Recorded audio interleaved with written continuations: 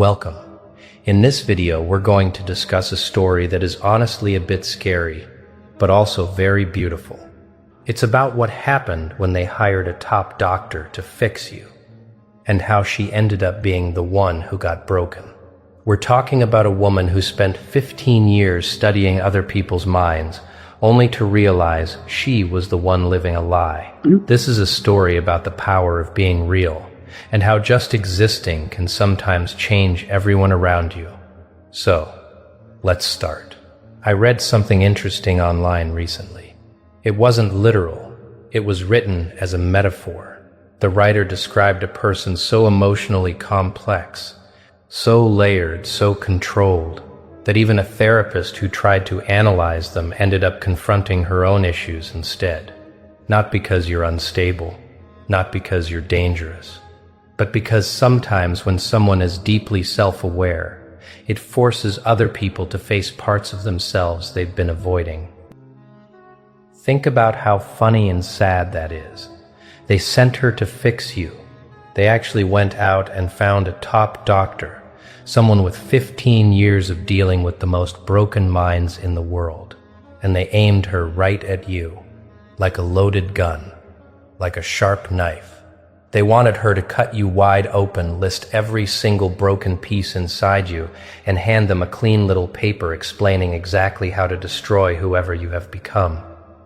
They told her you were crazy, dangerous, a total wild card. They said you had to be figured out so they could control you, trap you, and put you in a little box that made their tiny, scared minds feel safe. They needed her to figure you out because they could not do it themselves. They needed someone with big degrees and a cold, professional heart to look at you and explain why you do not shatter like everyone else does, why you do not just give up, why their normal dirty tricks just bounce right off you like rain falling on solid rock. So, she took the job. She read your file. She read whatever fake story they made up about you using rumors, fear, and half-forgotten talks. She got her questions ready. She sharpened her mental knives. She walked into that very first meeting carrying 15 big years of practice. She had that quiet, proud look of someone who had never met a problem she could not fix. And then she met you. But something felt wrong right from the very first minute, didn't it? She felt it deep in her chest before she even had a word for it. It was that weird, creepy feeling that she was the one being watched. That uneasy knowing that while she was studying the words coming out of your mouth, you were studying her silence. While she was looking at how you sat and moved, you were reading the tiny twitches on her face, like she was wearing a bright sign on her forehead that she didn't even know she was showing to the world. She asked you about when you were a little kid. You answered her, but somehow the talk shifted to her past. She asked about the people you loved. You answered her. But suddenly she was sitting there thinking about her own broken marriage, her own bad habits, her own deep fear of letting anyone get close enough to see the real her. She poked at the walls you built to stay safe. You told her what they were, and then, with a freezing shock to her heart, she realized you were actually talking about her walls, the hiding spots she never told a single soul she had. The fake armor she had spent decades calling just doing my job. You were not supposed to do that. That is not how the game is played. The bug in the jar does not study the scientist. The sick person does not tell the doctor what is wrong with them. But you did it anyway, and you did not even try. You did not even mean to do it. See, here is the big secret they did not get when they sent her to hunt you down. Here is what 15 whole years of school never ever taught her. You do not have to try to mess with people anymore. You do not have to plan or trick them, or even try to talk to them. You just breathe. You just live. And the way you live, whatever wild, strong thing you became after all the dark stuff you lived through, it is like a loud sound that breaks all other sounds. It is like a clear, shining mirror. But it does not show people the pretty lies they want to see. It shows them the dark truths they have been running away from their entire lives. She went back to her house after that first meeting, and she could not sleep at all. She told herself, "You were just a weird case." She told herself she was just interested in her job. But that is not why she was staring up at the dark ceiling at 3 in the morning, is it? That is not why she found herself thinking about sad memories she had buried a long time ago. Old, bleeding cuts she had covered up with framed degrees and shiny awards. Old, lonely questions she had drowned out by listening to other people cry. You did something huge to her, and you did not even lift a finger. You broke her heart wide open just by breathing the same air in that room. And the most terrifying part? She could not figure out how you did it. There was no trick she could spot, no mind game she could point her finger at. You just sat right there and gave her answers, and somehow she was the one who walked away feeling naked and afraid. Meeting number 2. She came ready this time. She promised herself she would build a taller wall. She went to school for this. She knew how to keep a cold distance. She knew how to stop people from getting under her skin. She had rules. She had practice. She had thick steel walls. You walked in, and her walls melted into nothing. It was not the words you said. It was the deep way you listened. It was the way your eyes locked onto hers when she talked. You really looked at her, not that fake nodding look most people give, but a true, deep looking, like you could see the wheels spinning behind her fake doctor face, like you could hear the fake lines she was reciting in her head, and the sad, real thoughts crying out right underneath them. She asked about the worst days of your life. You told her the deep truth. No crying, no begging for a hug. You laid out horror stories that should have destroyed you, things that have killed other people's spirits. And you talked about them like you were just talking about the rain, or old history, like old pages in a book you already read, closed and put on a shelf. And instead of feeling like the big hero doctor saving a poor broken bird, she felt like a tiny child sitting at the feet of a wise master, someone who had figured out a huge secret she never knew. How do you do that? She wanted to scream it, but she stayed quiet. How do you carry all that heavy pain and still sit right there with such calm, clear eyes? What magic trick did you find that no teacher ever taught her in all those years of college? She pulled out a notebook that very night and started writing, not work notes, a real secret diary. She had not done that since she was a young girl, since long before she learned to hide her feelings behind big words, since before she made her whole life about fixing other people so she would never, ever have to fix herself. The writing started out sounding like a doctor, just cold facts about a strange person. But by the 3rd page, she was crying and writing about her dad. By the 5th page, she was writing about the very first boy who broke her heart. By the 7th page, she was writing about the deep, dark grief she never told a single soul about, the heavy pain she smashed into a tiny rock and swallowed down whole many, many years ago. You made her do that. You did not tell her to, but you did that. She asked how you made it through hell alive. You looked at her and said you didn't make it.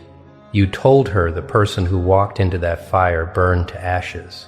You are just the thing that grew out of the smoke. A new beast? A step up? A completely new soul that wears the same skin but runs on a totally different kind of power. She wrote your exact words down. She read them out loud to herself in the dark that night. She realized you were talking about a feeling she knew deep in her bones, but she never had the guts to say out loud.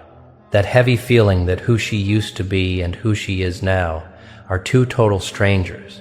That making it out alive does not mean you keep going. It means the old you dies and a new you takes over. Her diary pages kept getting longer, darker, so brutally honest that it scared her to death.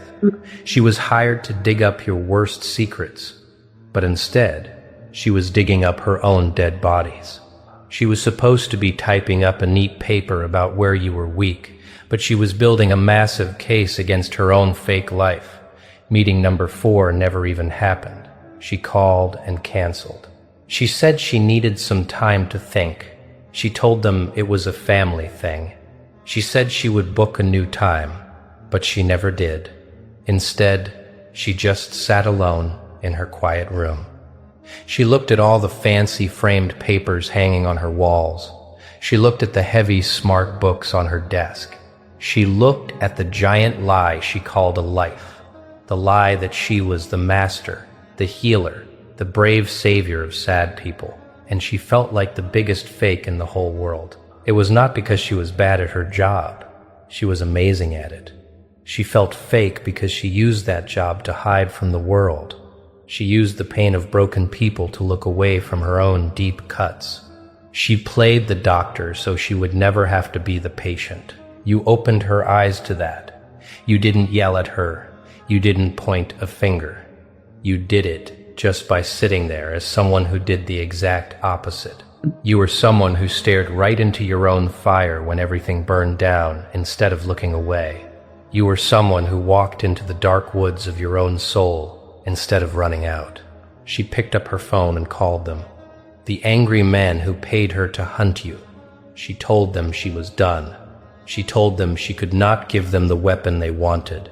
They yelled and asked her why, but she didn't have words that their tiny brains could understand. How on earth do you explain that you walked into a room to look at a bug under a glass, only to find out you were the one trapped in the jar? How do you tell the bosses that the person they called a crazy monster might actually be the only sane person left on Earth? She quit. She didn't just walk away from you. She walked away from her whole career. She took a massive break, and everyone just whispered that she worked too hard and lost her mind. She let them believe it. Letting them believe a lie was 1,000,000 times easier than telling the real truth. Because the real truth is, you broke a piece of her heart that desperately needed to be shattered. The truth is, just by breathing, you forced her to face questions she had spent her entire adult life running away from. The truth is, she stared hard into whatever wild thing you are, and she didn't see a sick person. She didn't see a threat that needed to be locked up. She saw a giant, clear mirror. And that mirror showed her every single fear she had been running from since she was a little girl. That secret diary of hers is 200 pages long today. Did you even know that? She writes in it every single morning. She writes down dark truths she never dared to tell her own doctor. Things she hid from the man she used to be married to. Things she never even let her own brain think about, because if she thought about them, she would have to admit that her life was a giant messy disaster, no matter how many shiny degrees hung on her wall. You tore apart 15 years of a perfectly fake life in just 3 short talks, and you didn't plan it. You didn't push. You didn't even know you were doing it. This right here is what those people just don't get about you. This is exactly why they keep sending their big, smart hounds after you, and why those hounds either come crawling back forever changed, or they never come back at all. You are not dangerous because you break things. You are dangerous because you are 100% real. You are dangerous because you have made peace with the dark monsters that most people spend their whole lives running from. You are dangerous because simply standing next to you makes it impossible for people to keep lying to themselves. They paid her to find the cracks in your armor, but instead she found the giant gaping holes in her own. They asked for a map of your soft spots, but instead she found a huge desert of her own lies. They wanted to use her as a sword to cut you down, but you turned their sword into a crying witness. And now she is out there in the world, sitting alone, writing about her own ghosts, because you made it totally impossible for her to pretend those ghosts were not haunting her house. Now she is finally doing the hard, painful healing she should have done 20 years ago, long before she hid behind a fake doctor smile, pretending to save the world so she never had to save herself. You did that, and I bet you don't even spend a single second thinking about her anymore. That is the wildest part, isn't it? You didn't wake up wanting to change anyone's life. You don't keep a tally mark of all the broken souls who crash into your energy and walk away with a totally new brain. You are just living. You are just breathing. You are just being that beautiful wild thing you turned into when you finally stopped pretending to be what the world wanted. But oh, they feel it. Every single one of them feels it. Anyone who gets close enough to you for long enough feels the heat. They cannot keep playing make-believe when you are in the room. They cannot keep their cheap plastic masks on when your face is completely bare. They cannot hold on to their weak, fake little lives when the real, raw you is sitting right across from them, glowing with a heavy truth that they do not even have a word for. By the way, she is going to be okay. Actually, she will be way better than okay one day. That fat, messy diary is going to save her soul in a way no medicine ever could. She is going to cry the tears. She is going to face the ghosts. She is going to heal the dark spots inside her that she spent 15 years ignoring. And maybe, many years from now, she will finally get it. She will know that what happened was not you trying to ruin her. You were just the lightning bolt she desperately needed. You shattered her so she could finally break wide open, the exact thing she had been helping everyone else avoid doing. But the scared men who sent her to you, they do not know any of this yet. They just know their top hunter came back completely broken. She came back silent. She refused to say a single word about you. She slid her quitting papers across the table with trembling fingers and wide eyes. Eyes that looked like they had stared into the sun and seen the raw secrets of the universe. They are terrified right now, way more terrified than before they sent her.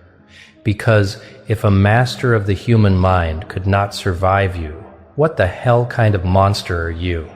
If a person whose entire life was built on fighting crazy minds came back destroyed, what exactly is running through your blood?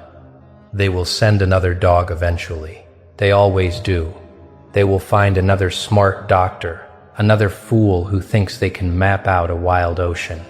And that new fool will walk into the room, puffing up their chest, thinking they are the grand scientist and you are just a bug on a pin. And you will just sit there, breathing, living, glowing with that real, raw fire you learned to hold inside yourself. And slowly, without even trying, without a plan, without even caring to do it, you will break their minds wide open too. You will force them to look at the terrors they run away from in their sleep. You will hold up a mirror and make them stare at the ugly parts of their soul they have spent their whole lives pretending do not exist. Because that is just what you do now. That is what you grew into. You are not a wild dog that needs to be put down. You are a blazing bright mirror that no one can look away from. You are not a math puzzle to be solved. You are a heavy, living storm that washes away the cheap lies people tell themselves just to survive the day. Tonight, that first doctor is crying and writing about her inner ghosts. 200 pages and still counting. A whole lifetime of buried truth finally screaming to be let out into the light. And you are probably not even giving her a passing thought. You have already walked away. You have already completely forgotten about yet another poor soul who thought they were going to put you under a microscope, but ended up tearing their own heart out instead. But right now, in a dark, quiet room, a woman who thought she knew everything is finally asking the right questions. And somewhere else, the scared little men who sent her are finally realizing the cold, hard truth. You cannot be figured out. You can only be felt. And feeling you changes absolutely everyone. That is the story they won't tell you. They sent a professional to fix you, and she ended up finally fixing herself because of you. It's heavy, I know, but maybe that's the point of being authentic in a world full of masks. Thank you so much for sticking around and watching this until the very end. If this story hit home or made you think about your own mirror, let me know in the comments. I'd love to hear your thoughts. Don't forget to like and follow for more. I'll see you in the next one. Stay real.